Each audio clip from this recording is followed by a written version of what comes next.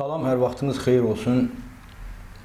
Birinci, bizi bugün dəvət etdiyinizə görə sizə təşəkkür edirəm. Həm Açıq TV-yə, həm Qərb Azərbaycan televiziyasına təşəkkür edirəm ki, bizə bu şəraiti yaratmışsınız. Deməli, bugünkü bizim çıxışımız əsas ondan ibarətdir ki, elimizi, obamızı, əsas da kəndimizi, cəmaatımıza, öz gələcək nəslimizə təqdim eləyək, tanış eləyək. Demək olar ki, bizim kənd və ümumi bölgə haqqında məlumatlar var. Bunlar vəsaitlər, yəni kitablar halında nəşr olunub. Bəzi bizim kəndin sakinləri də, qonşu kəndin sakinləri də, yəni o mahalda yaşayan el-oğlanlarımız çap elətdiriblər. Amma bugün elə bir vaxt ki, elə bir zamanədir ki, həqiqətən də bu elektronika, kompüter zamanəsidir. Yəni hamıya məlumdur ki, hamı bilir ki, kitablara istinad eləyənlər azdır, mütaliə eləyənlər azdır.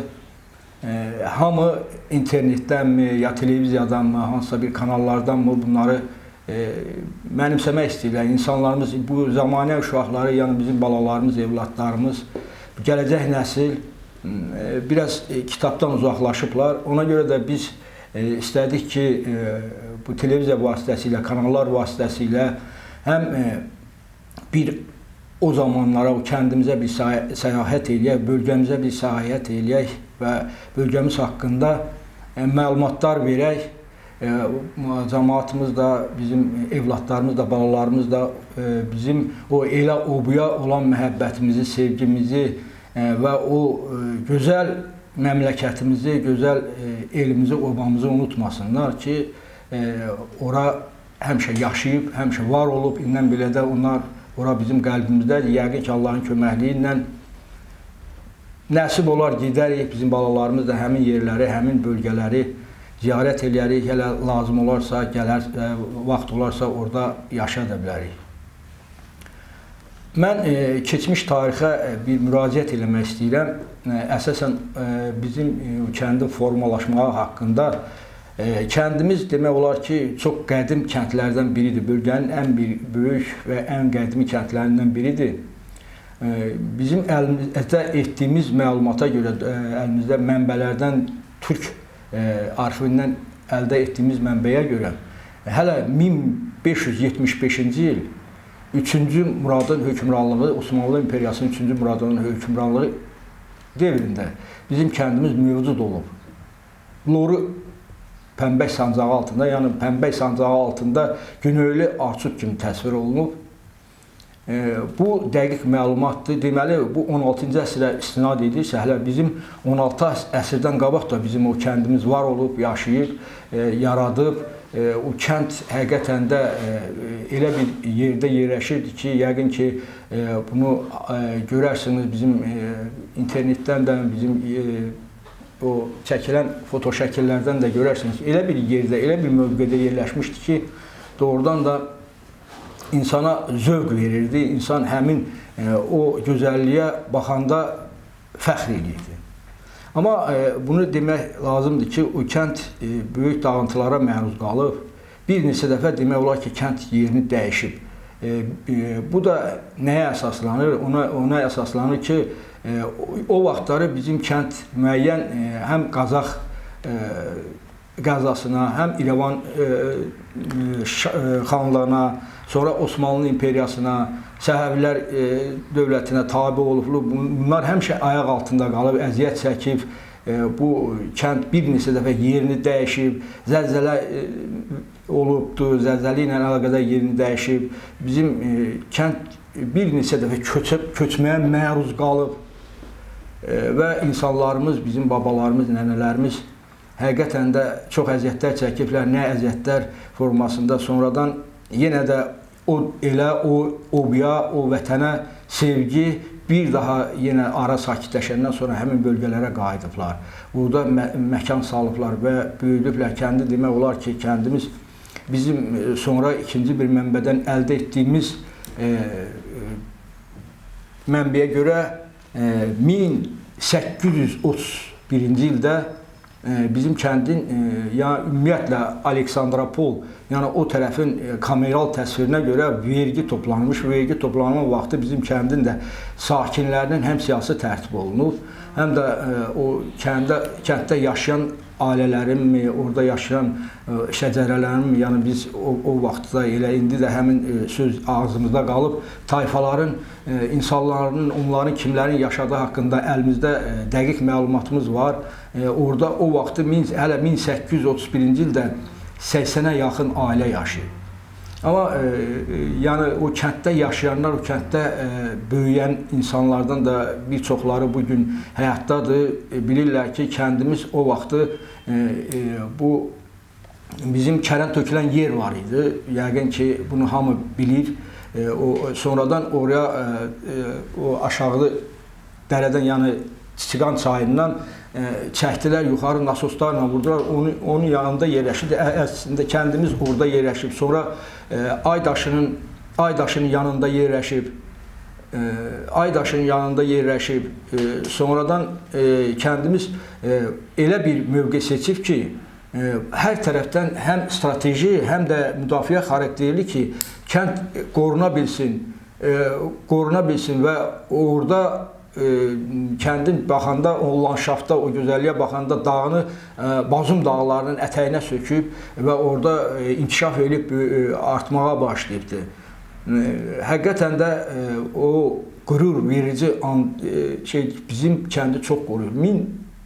1905-18-ci illərdə yenə həmin o müsibətlər bizim kəndin başına gətirilib, bizim cəmaatımız yenə də əzilib, Rus imperiyasının əsarəti altında onlar erməni daşnaqlarının, hansı ki Azərbaycanın özündə də, Bakıda, Qubada və Qarabağda, başqa sahələrdə qırğınlar törətdiyi kimi də Ermənistanlar da yenə Ermənistan keçmiş, indiki Ermənistanda, yəni bizim dədə-baba yurdumuzda da yenə bu təzyiqlərə məruz qalınıb, insanlar öldürülüb və onlar da məcbur olublar, bir hissəsi Qazax tərəfə, bir hissəsi Türkiyəyə köçüblər yenidən və orada bir müddət yaşadıqdan sonra Sovet hakimiyyəti bərpa olunduqdan sonra yenə də təzədəndən həmin insanların bir çoxları geri qayıdırlar, öz vətən sevgisi, kənd sevgisi, o elə obaya, o torpağa bağlılıq onları yenidən həmin bölgələrə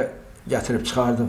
Mən ona da istinad eləmək istəyirəm ki, ondan qabaq bizim kənddə həqiqətən də o kəndi idarə edən insanlar, o Sovet Ermənistanı qurulmamışdan qabaq idarə edən insanlar olub.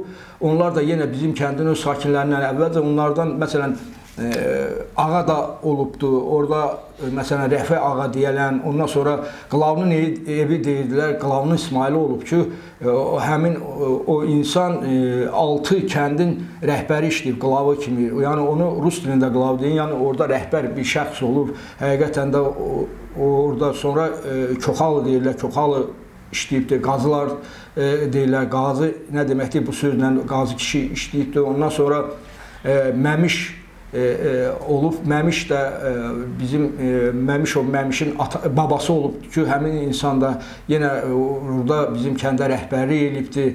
Mən birinci kəndin adı haqqında birinci ilvarı məlumat verəcəm. Neçənci ildən elə Arçut kəndinin adı mövcud olubdur? Elmdar müəllim, mən bayaq da dedim, yenə də deyim ki, biz əlimizdə etdiyimiz mənbələrdən, yəni arxivlərdən, həm dedim Türkiyənin arxivindən və sonradan Tiflis arxivindən götürdüyümüz məlumata gəlir. Mənim 575-ci ilə istinadən bu günə kimi də yenə əlimizdə neçə məlumatlar var. Bizim kəndin adı Arçut olub. Arçut olaraq da qalıb. Yəni orada yenə dedim ki, 1575-ci ildə Güneyli Arçut kimi gedib. Sonra 1831-ci ildə yenə də kameral təsvirə görə bu faktdır, orada toplanan vergilərlə, bütün sənədlərlə, sübutlarla yenə də Arçut kimi gedib adı. Mən bu müəyyən suallar qalxır, neçə dəfələrdən də hamı qaldırıb, hərə bir ad deyə bilər. Amma indiyənə kimi əlimizdə bir elə bir mənbə yoxdur, bir elə bir kağızdanmı, hansısa bir sənəddən, sünnətdənmi, babalarımızınmı, nənələrimizin onların o vaxt ki, yaş kağızı deyirik də, doğum tarixi haqqında şəhadətnaməsində, hansı bir sənətindənmi, bütün sənədlərin hamısında Arçud olaraq keçib, eləncə də biz qəbul eləmişik. Yəni o ad da bizim üçün çox əzizdir, çox doğmadır. Bizim cəmaatın oraya axışı hardan başlayıb? Kimlərdən? Əlbəttə bayaq istinad elədim ki, o vaxtı bizim kənd o tərəflər ümumiyyətlə o zona Qazax quberniyasına tabe olub. Onların yəni hakimiyyəti altında olub. Deməli, ora qışlaq olub.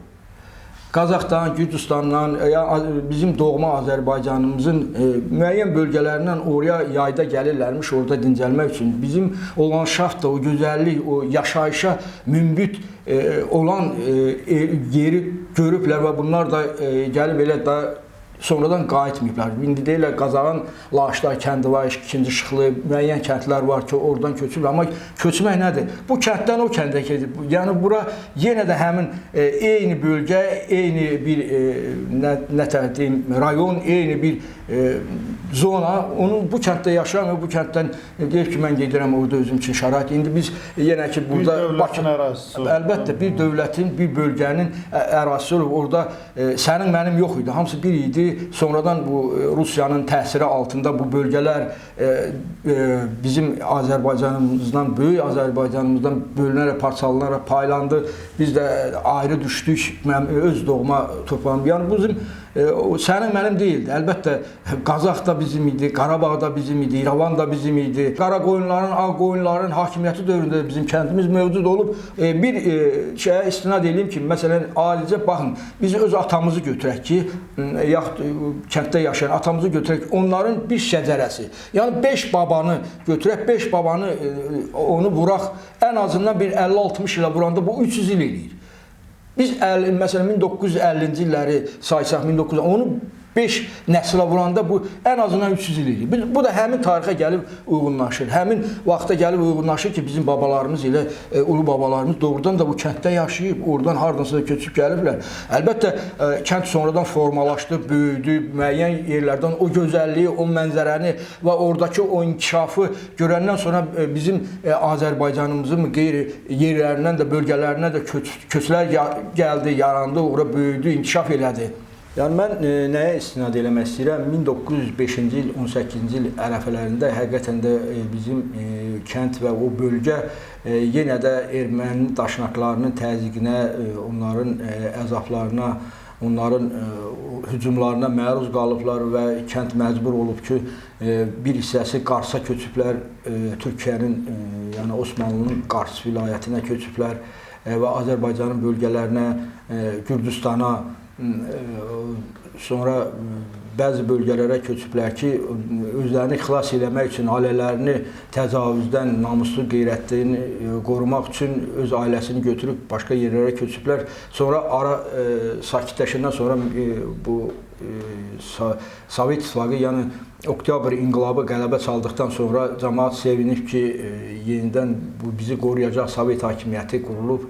Bu fəhlənin, kəndlinin hakimiyyətidir və onlar yenidən öz doğma dədə-baba yurtlarına qayıtmaq məcburiyyətində qalıblar. Yəni ki, məcburiyyət deyəndə o torpağa bağlılıq, o elə bağlılıq, vətənə bağlılıq, vətən həsrəti yenidən onları çəkib gətirib. Bir hissəsi yollarda həlak olublar, bir hissəsini bu hücuma məruz qalıblar və həyatlarını itiriblər və nəhayət gəlib yenə də öz dədə-baba torpaqlarına, öz ana vətənlərinə qovuşublar.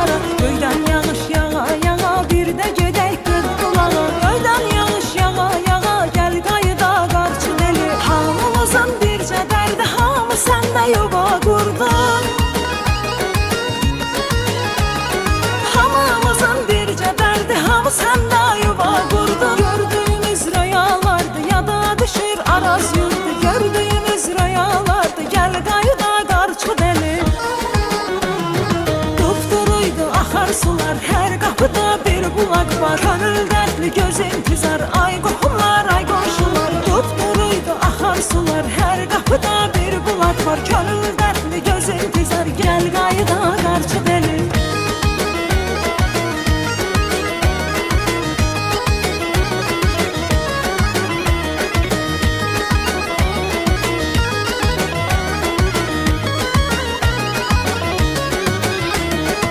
Arşıdım küsmərəm səndən, dolansam da özüm gəlməm. Boylanıram hərdən yadan çıxaramam birdən. Boylanıram hərdən gəl qayıda qarşı deli. Mən deyirəm lap gizlicə, ömür qısa qəlbərincə. Mən deyirəm lap gizlicə, ömür qısa qəlbərincə. Xəta yazın siz keçincə, fikirləşin bircə. Xəta yazın siz keçincə, gəl qayıda qarşı deli. Arşud kimi elimiz var, xoşbəxt olsun oğlu qızı. Qəlbdən qəlbə yolumuz var, yazan Fatma Nadir qızı. Arşud kimi elimiz var, xoşbəxt olsun oğlu qızı. Yazan Fatma Nadir qızı, gəl qayıda qarşı deli.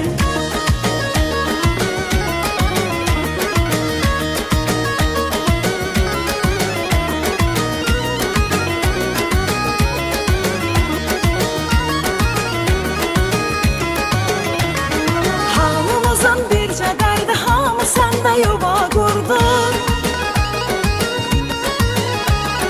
Hamımızın bircə dərdi, hamı səndə yuva qurdu. Gördüyümüz röyalardı, yada düşür araz yurdu. Gördüyümüz röyalardı, gəl qayıda qarşı deli. Dupduruydu axar sular, hər qapıda bir bulaq var. Könül dərdli göz intizar, ay qohumlar, ay qonşular. Dupduruydu axar sular, hər qapıda bir bulaq var. Könül dərdli göz intizar, gəl qayıda qarşı deli. Arşud kimi elimiz var, xoşbəxt olsun oğlu qızı. Qəlbdən qəlbə yolumuz var, yazan Fatma Nadir qızı. Arşud kimi elimiz var, xoşbəxt olsun oğlu qızı. Yazan Fatma Nadir qızı, gəl qayıda